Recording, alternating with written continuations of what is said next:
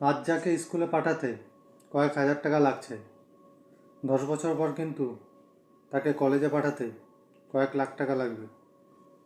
আপনি কি তৈরি তো?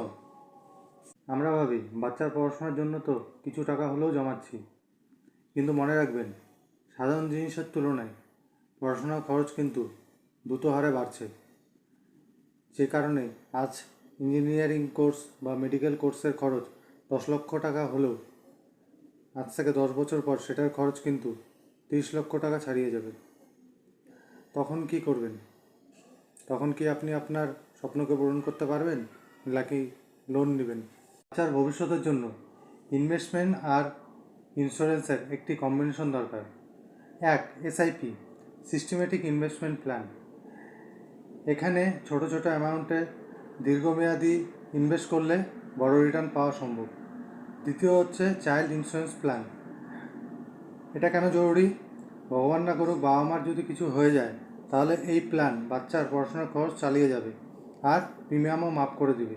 শুধুমাত্র সেভিংস অ্যাকাউন্ট বা পিগি ব্যাংকে টাকা জমিয়ে ভবিষ্যতের এই আকাশ ছোঁয়া খরচ সামলানো অসম্ভব। আপনার বাচ্চার বয়স কত, বা আপনার বাচ্চার উচ্চশিক্ষার জন্য আপনি কত টাকা টার্গেট নিয়েছেন?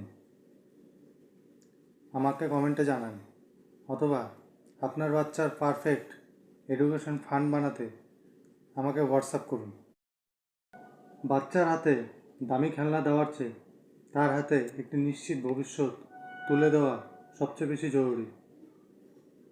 তাই দেরি না করে আজই শুরু করুন। নমস্কার।